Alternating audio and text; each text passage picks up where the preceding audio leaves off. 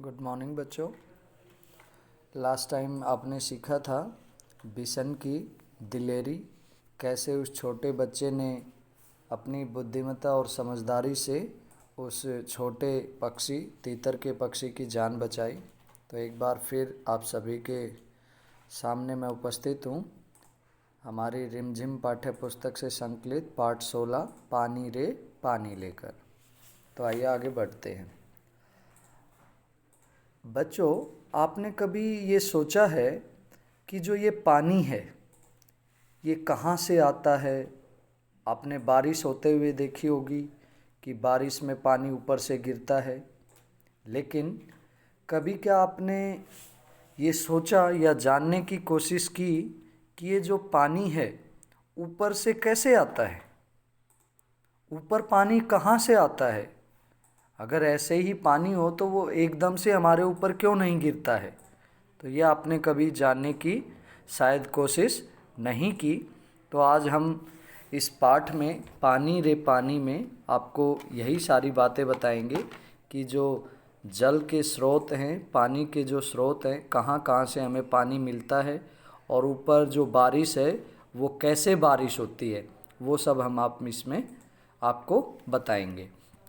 तो एक बार पाठ प्रारंभ करते हैं। कहाँ से आता है हमारा पानी और फिर कहाँ चला जाता है हमारा पानी? हमने कभी इस बारे में कुछ सोचा है?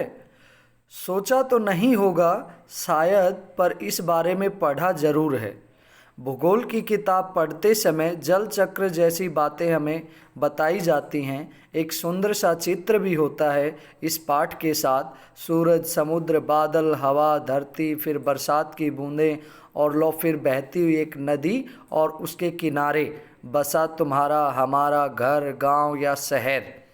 चित्र के दूसरे भाग में यही नदी अपने चारों तरफ का पानी लेकर उसी समुद्र में मिलती दिखती है। चित्र में कुछ तीर भी बने रहते हैं। समुद्र से उठी भाप बादल बनकर पानी में बदलती है और फिर इन तीरों के सहारे जल की यात्रा एक तरफ से शुरू होकर समुद्र में वापस मिल जाती है।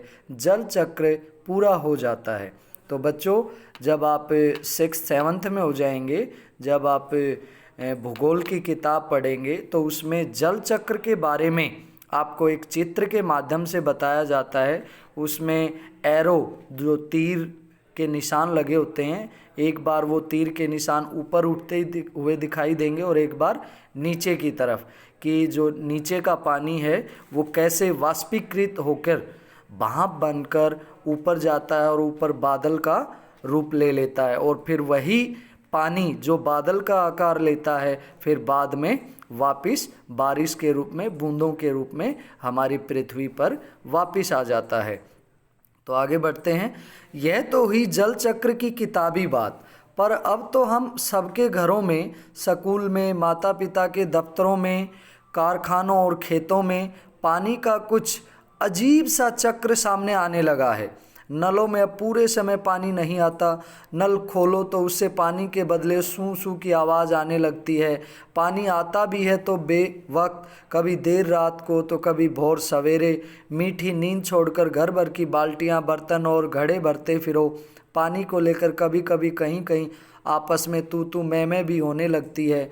रोज रोज के इन झगड़े टंटों से बचने के लिए कई घरों में लोग नलों के पाइप में मोटर लगवा लेते हैं। इससे कई घरों का पानी खींचकर एक ही घर में आ जाता है।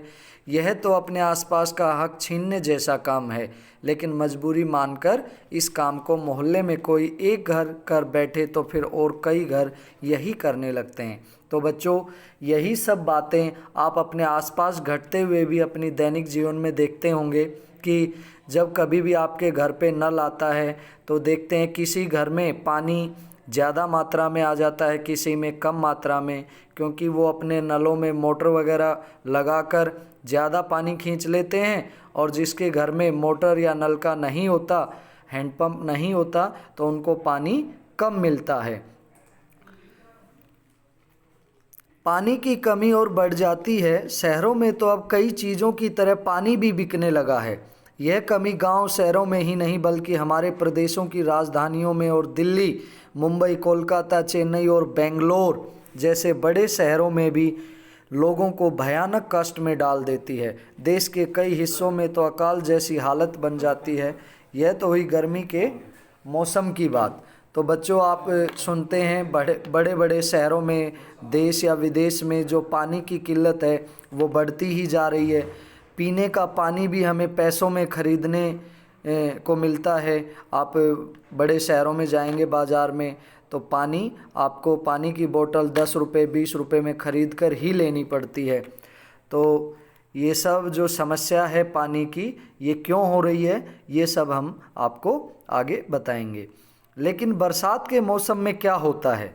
लो, सब तरफ पानी ही बहने लगता है। हमारे तुम्हारे घर, स्कूल, सड़कों, रेल की पटरियों पर पानी भर जाता है। देश के कई भाग बाढ़ में डूब जाते हैं। यह बाढ़ न गाँवों को छोड़ती है और न मुंबई जैसे बड़े शहरों को। कुछ दिनों के लिए सब कुछ थम जाता है, सब कुछ बह जाता है। तो यही आप देखते हैं, गर्मियों के दिनों में पानी की किल्लत हो जाती है, लेकिन वही बारिश का जब मौसम आता है तो हमें चारों तरफ पानी ही पानी नज़र आता है। हम उस पानी को क्यों नहीं बचा पाते? अगर हम बारिश के मौसम में उस व्यर्थ बहते हुए पानी को बचा लें तो हो सकता है हमें गर्मी के मौसम में उस समस्या से न जूझना पड़े। तो अब उस पानी को बचाया कैसे जाए, उस पर भी हमें विचार ज़रूर करना चाहिए। ये हालात हमें बताते हैं कि पानी का बेहद कम हो जाना और पानी का बेहद ज़्यादा हो जाना, यानी अकाल और बाढ़, एक ही सिक्के के दो पहलू हैं। यदि हम इन दोनों को ठीक से समझ सकें और संभाल लें तो इन कई समस्याओं से छुटकारा मिल सकता है। तो इसमें यही बताया गया है कि अगर हम जो ये एक बारिश के मौसम में ज़्यादा पानी इधर उधर बहता रहता है और गर्मी के मौसम में उसी पानी की समस्या से हमें जूझना पड़ता है, तो अगर वही बारिश वाले पानी को हम पहले से ही बचा कर रखें। बचाया कैसे जाए? अब हम अपने घरों में मटके या बाल्टियों में तो इतने दिनों तक नहीं रख सकते। तो उसके लिए हम क्या कर सकते हैं, ज़मीन में, अपने घरों में ज़मीन में एक बड़ा सा टैंक बनवा सकते हैं। और जो बारिश होती है हमारे घर की छत पे गिरती है, तो वो जो छत का पाइप है उसको हम उस ज़मीन में बने टैंक से जोड़ सकते हैं। और जब बारिश होती है वो पानी वहाँ नल से आकर उस टैंक में जमा होता रहेगा और ज़रूरत के समय पर हम उस पानी का प्रयोग कर सकते हैं। इससे थोड़ा बहुत तो पानी की किल्लत दूर की जा सकती है। चलो थोड़ी देर के लिए हम पानी के इस चक्कर को भूल जाएं और याद करें अपनी गुल्लक को। हाँ, ये बड़ा एक छोटा सा अच्छा उदाहरण है। मान लीजिए बच्चों, आपके पास एक गुल्लक है जिसमें आप पैसे जमा करते हैं। जब भी आपके मम्मी पापा या घर पे आपके मेहमान आते हैं, आपको पैसे मिलते हैं, आप उस गुल्लक में पैसे जमा कर लेते हैं। और जमा करने के बाद आप उन पैसों का कहाँ पर उपयोग करते हैं? जब आपको ज़रूरत पड़ती है, जब आपको कोई चीज़ खरीदनी होती है, तब आप उस गुल्लक से पैसे निकाल लेते हैं। अर्थात जब हमें ज़रूरत होती है तो हम उन पैसों का उपयोग कर लेते हैं। ठीक वैसे ही अगर हम एक गुल्लक के रूप में अपने घर पर टैंक बनाएं, या बड़े गांव शहरों में अगर एक बड़ा तालाब बना दिया जाए, नीचे से कच्चा रखा जाए और गलियों नालियों में से बहता हुआ जल जो बारिश के समय में ऐसे ही व्यर्थ में पानी बहता रहता है, उसी पानी को हम उस गांव के तालाब में या अपने घर पर जो टैंक है उसमें एकत्रित कर लें, तो उसका प्रयोग भी हम, जो हमारे गुल्लक के पैसे हैं जिनका हम ज़रूरत के समय पे उपयोग करते हैं, ठीक वैसे ही उस पानी का भी उपयोग किया जा सकता है। तो आप ये सब आपके आसपास रहने वाले जो आपके भाई बहन हैं, माता पिता हैं, आस पड़ोस में रहने वाले लोग हैं, उनको ये ऐसे जागरूक कर सकते हैं और अपने माता पिता को भी कह सकते हैं कि हम अपने घर में एक टैंक बनवाएं ताकि पानी को वहाँ पर स्टोर किया जा सके और आने वाले समय में उसका उपयोग किया जा सके। तो आगे बढ़ते हैं बच्चों। हमारी यह धरती भी इसी तरह की खूब बड़ी गुल्लक है। मिट्टी की बनी इस विशाल गुल्लक में प्रकृति वर्षा के मौसम में खूब पानी बरसाती है। जैसे आप अपने घर पे गुल्लक खरीदते हो, उसमें आप पैसे बरसाते हो, तो वैसे ही हमारी जो पृथ्वी है वो एक बड़ा गुल्लक है जिसमें जो प्रकृति है वो बारिश के रूप में, बूंदों के रूप में, पानी के रूप में उसमें पानी बरसाती है। तब रुपयों से भी कई गुना कीमती इस वर्षा को हमें इस बड़ी गुल्लक में जमा कर लेना चाहिए। हमारे गांव में, शहर में जो छोटे बड़े तालाब, झील आदि हैं, वे धरती की गुल्लक में पानी भरने का काम करते हैं। इनमें जमा पानी जमीन के नीचे छिपे जल के भंडार में धीरे धीरे रिस कर, छन कर जा मिलता है। अर्थात जब आप अपने गांव में या शहर में एक तालाब बनवाते हैं तो जब बारिश का पानी आता है तो उसमें एकत्रित हो जाता है और वही पानी फिर धीरे धीरे जो ज़मीन में छिद्र होते हैं मिट्टी में, उनमें से रिसता हुआ वो ज़मीन के अंदर जाता रहता है और फिर उसी पानी का उपभोग हम घरों में जो हमारे नल लगे हुए हैं, हैंड पंप लगे हुए हैं, उनसे हम उनका उपयोग कर लेते हैं। वही पानी तो ट्यूबवेल, हैंड पंप या कुओं के ज़रिए बाहर निकल आता है। तो ये हमें भंडार के लिए बड़ा सा तालाब गांव में, शहर में ज़रूर बनवाना चाहिए। पूरे साल भर तक अपने उपयोग के लिए घर में, खेतों में, पाठशाला में पानी बाद में निकाल सकते हैं। लेकिन एक दौर ऐसा भी आया जब हम लोग इस छिपे खजाने का महत्व भूल गए और ज़मीन के लालच में हमने अपने तालाबों को कचरे से पाट कर, भर कर समतल बना दिया। अब आप देखते होंगे, अगर आप किसी गांव में रहते हैं तो आपके आसपास कभी आज से 10-15 साल पहले एक तालाब होता था और वो बहुत बड़ा होता था, लेकिन आज वहाँ पर आसपास रहने वाले लोगों ने उसमें कूड़ा कचरा डालना शुरू कर दिया या उसमें मिट्टी डलवा दी, उसको जगह को घेर लिया, वहाँ पर घर बना दिया। वो सब करने लग गए हैं, लेकिन वो इसके महत्व को नहीं समझते हैं। वो लोग जो ऐसा करते हैं, कूड़ा कचरा डालते हैं, यही तालाब हमारे भविष्य में जो हमें जल की जो समस्याएं हैं उनसे हमें बचाता है। अगर हम ऐसे ही इन तालाबों को घेरते रहे, मिट्टी डालते रहे, कूड़ा कचरा डालते रहे, तो आने वाले समय में पानी की किल्लत से हमें जूझना पड़ेगा। तो इसके लिए आपको अपने आसपास रहने वाले सभी लोगों को, खुद को, अपने दोस्तों को, सभी को जागरूक करना होगा। इस बड़ी गलती की सज़ा अब हम सबको मिल रही है। गर्मी के दिनों में हमारे नल सूख जाते हैं और बरसात के दिनों में हमारी बस्तियां डूबने लगती हैं। इसलिए यदि हमें अकाल और बाढ़ से बचना है तो अपने आसपास के जल स्रोतों की, तालाबों की और नदियों आदि की रखवाली अच्छे ढंग से करनी पड़ेगी। जल चक्र हम ठीक से समझें। जब बरसात हो तो उसे थाम लें, अपना भूजल भंडार सुरक्षित रखें, अपनी गुल्लक भरते रहें, तभी हमें ज़रूरत के समय पानी की कोई कमी नहीं आएगी। यदि हमने जल चक्र का ठीक उपयोग नहीं किया, अर्थात उस गुल्लक का अच्छे से उपयोग करना नहीं सीखा, तो हम पानी के चक्कर में फंसते चले जाएंगे और आने वाले समय में हमें इससे जूझना पड़ेगा। और जैसे अभी तो आप पीने के पानी को पैसों में खरीद रहे हैं, लेकिन उस समय पर न आपके पास नहाने के लिए पानी होगा, न पीने के लिए, न खाना बनाने के लिए, उन सब के लिए आपको पैसा देना पड़ेगा। तो इस समस्या से बचना है तो हमें इन सब का पालन करना पड़ेगा। अब आपने देखा होगा इस पाठ में बार बार जल चक्र शब्द का प्रयोग किया है। ये जल चक्र है क्या?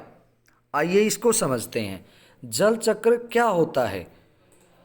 बच्चों, जल चक्र, यह एक पिक्चर आपको दिखाई दे रही होगी, इसमें देखिए, इसमें क्या होता है, हमारी इस धरती पर लगभग 71%, 71% जल है। हमारी ये जो धरती है 71% जल से आच्छादित है, घिरी हुई है। केवल 29% में पहाड़ और समतल जगह आती हैं। तो आप सोच के देखिए हमारी इस पृथ्वी पर जल कितना है, लेकिन जो यूजेबल, मतलब प्रयोग करने, उपयोग के योग्य जो जल है वो बहुत ही कम है। पूरा का पूरा जल सागर महासागरों के रूप में है। अब आइए जल चक्र को समझते हैं। ये जो बारिश है वो कैसे होती है। बच्चों, आपने देखा होगा जब आप चूल्हे पर पानी गर्म करते हैं, गैस पर कोई भी पतीले में या किसी भी बर्तन में पानी गर्म करते हैं, तो जब वो पानी गर्म होना शुरू हो जाता है तो उसमें से कुछ भाप निकलना शुरू हो जाती है जो ऊपर की ओर उठती हैं। आपने देखा होगा ऐसा। तो ठीक वैसे ही जब गर्मी का मौसम आता है तो जो बड़े बड़े तालाब, सागर, महासागर, नदियाँ होती हैं, उसमें भी वैसे ही गर्मी के मौसम में तापमान बढ़ जाता है तो जो पानी है उसका वाष्पीकरण होना शुरू हो जाता है। वाष्पीकरण अर्थात भाप बनकर ऊपर उठना शुरू हो जाता है और वही भाप ऊपर वायुमंडल में जाकर बादल का आकार ले लेती हैं और वही बादल फिर बारिश के रूप में हमारे पृथ्वी पर वापस बारिश के रूप में वो पानी हमें दे देते हैं। अब ये बारिश होने के लिए, बारिश के लिए आपने पहले भी पढ़ा होगा, सुना होगा कि हमें पेड़ लगाने की ज़रूरत होती है। पेड़ों की क्यों ज़रूरत है? आजकल देखते हो बड़े बड़े जंगल कटते जा रहे हैं, पेड़ों की संख्या कम होती जा रही है, जिसकी वजह से जो ये जल चक्र है बड़ा प्रभावित हो रहा है। ऐसा क्यों है भाई? क्योंकि जब धरती से नदियों, तालाबों, सागर, महासागरों से पानी का वाष्पीकरण होता है और ऊपर आसमान में, वायुमंडल में बादल बन जाते हैं, तो वापिस बादलों से धरती पर जल को लाने के लिए पेड़ सहायक होते हैं। जो पेड़ हैं वो वापिस कैसे जल को वापिस लाते हैं? बादल क्या करते हैं? जो ये पेड़ हैं वो वाष्पोत्सर्जन करते हैं। जो सांस लेते हैं, आपने देखा होगा, आप जब सांस छोड़ेंगे तो अपना हाथ जब मुंह के आगे लगाएंगे तो गर्म हवा आती है। तो ठीक वैसे ही पेड़ भी सांस लेते हैं, वो वाष्प को उत्सर्जित करते हैं, छोड़ते हैं, तो वही वाष्प ऊपर बादलों से टकराती है और वही सागर, ये जो बड़े बड़े गर्मियों में देखा आपने नदियाँ सूख जाती हैं, उनमें पानी कैसे आता है? बारिश से आता है। या फिर जैसे बड़े बड़े बर्फ़ के पहाड़ हैं वो गर्मियों में पिघल जाते हैं, उनसे पानी आता है। ऐसे ही तो पानी आता है नदियों में, बारिश से या पहाड़ों से। तो इन सब के लिए हमें अब उस पानी को बचाना कैसे है? बारिश तो आ गई, पानी आ गया बारिश के मौसम में, लेकिन उस पानी का भंडार कैसे करना है वो आपने इस पाठ में जाना है कि हम अपने गांव में, शहर में एक बड़ा सा तालाब बनवा सकते हैं या अपने घरों में पानी के टैंक बनाकर रख सकते हैं जो कि बारिश के समय पर पानी का भंडारण किया जा सके। तो धन्यवाद बच्चों, उम्मीद है कि आप सभी को ये पाठ अच्छे से समझ आया होगा। और चलो ठीक है, बाद में मिलते हैं नेक्स्ट वीडियो में। Thank you, bye bye.